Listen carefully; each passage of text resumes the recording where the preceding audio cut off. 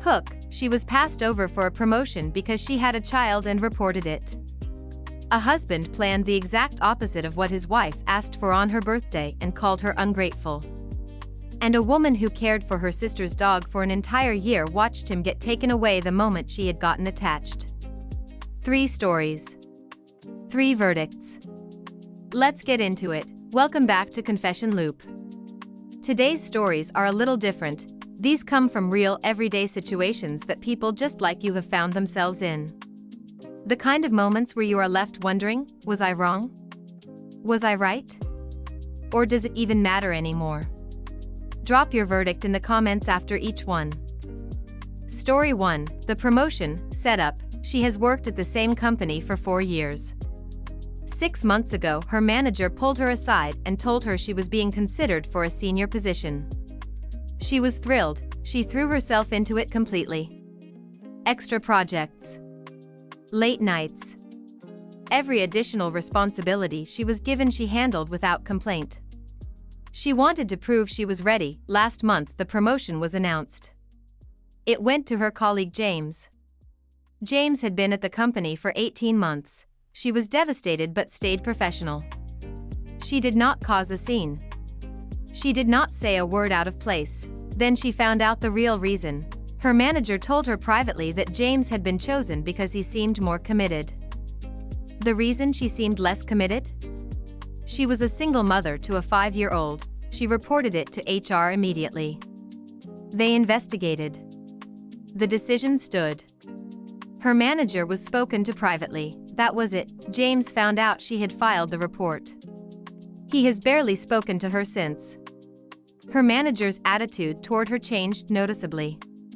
2 colleagues told her she should have just accepted it quietly and waited for the next opportunity instead of causing problems. She does not regret reporting it. But now she walks into work every single day feeling like the enemy in a place she has given 4 years of her life to. She is asking, was she the asshole for reporting it instead of letting it go? Top comments. People were furious on her behalf. The top comment said, "What your manager did is textbook discrimination. You did not cause a problem. Your manager caused a problem. You just refused to absorb it in silence." Many people pointed out that staying quiet would not have protected her. It would have just made it easier for it to happen again, to her and to the next woman after her. Someone said, "James barely speaking to you after you were discriminated against tells you exactly the kind of person he is. That is not your loss." The most upvoted comment said, 4 years versus 18 months. A single mother versus someone without children. And they chose him and then had the nerve to tell you why. Report it and report it loudly. Verdict, not the asshole. Not even slightly. Reddit said she did exactly what she should have done and anyone telling her to stay quiet was protecting the wrong person. Our next story is quieter. But anyone who has ever had their feelings dismissed by someone who was supposed to know them best will recognize this one immediately. Story 2. The birthday dinner, setup. She had one request for her birthday. 1. A nice dinner with just her husband. No big party, no crowd, no surprises. Just the 2 of them at a good restaurant the way they used to before life got complicated. He agreed immediately. She was excited all week. On the evening of her birthday he told her to get dressed and that he had made reservations. She got ready. She felt good. She walked downstairs. His entire family was standing in her living room. His mother, his 2 brothers, their wives, and 4 children under the age of 7. A surprise family dinner. She smiled through the entire evening. She helped with the cake. She thanked everyone for coming. She was gracious and warm the whole night. After everyone left she told him quietly and calmly that he had ignored her only request. He said his family wanted to celebrate her and he genuinely thought she would love it. She reminded him she had been very clear about what she wanted. He said she was being ungrateful. That his family had driven 40 minutes to be there. She slept in the guest room that night. He thinks she overreacted. She feels like he replaced her birthday with the celebration he wanted to throw and then expected her to be grateful for it.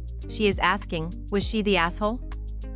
Top comments. Reddit was firmly on her side.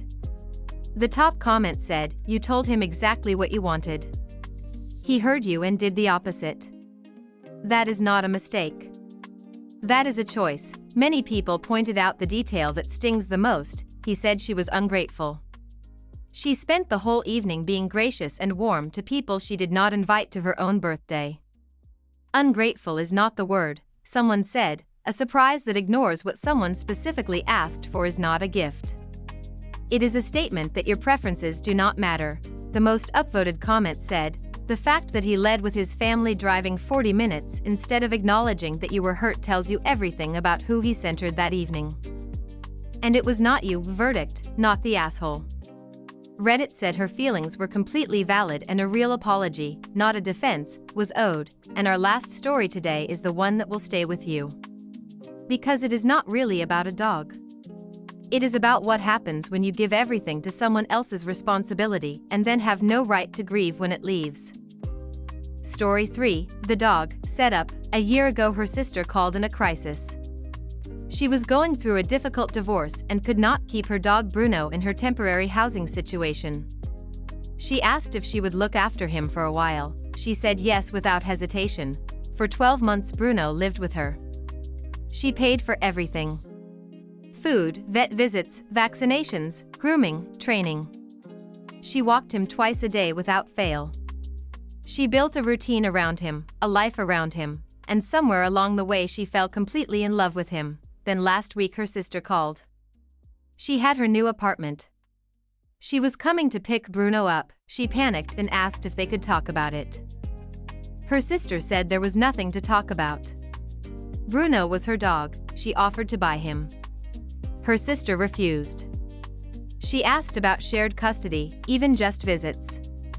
Her sister refused that too. When her sister arrived to collect him, Bruno ran to her first and not to his original owner. Her sister took him anyway. She has not spoken to her since. Her parents say she should have known this day would come and has no right to be this upset. After all, Bruno was never hers, but she fed him every day for a year. She was the one he ran to. She was the one who showed up when her sister could not. And now he is gone and she is supposed to just move on. She is asking, is she the asshole for being devastated and refusing to speak to her sister? Top comments. Reddit was heartbroken reading this one. The top comment said, "You were not just dog sitting. You were his person for an entire year." Grief does not care about legal ownership. Many people pointed out that Bruno running to her and not to her sister after 12 months apart says everything about where he had built his sense of home and safety. Someone said, "Your sister had every legal right to take him back.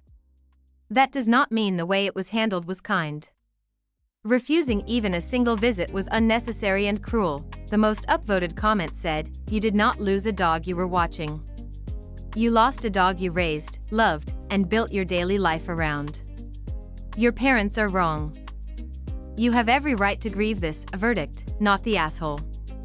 Reddit said the grief is real, the loss is real, and no one gets to tell you how long it takes to heal from losing someone you love, even if that someone has 4 legs, outro. 3 stories. A woman who reported discrimination and became the problem in everyone else's eyes. A wife who asked for one thing on her birthday and got everything except that. And a woman who gave a year of her heart to a dog she was never allowed to keep. Which one hit you the hardest? Drop your verdict in the comments. Subscribe for new stories every week on Confession Loop. See you in the next one.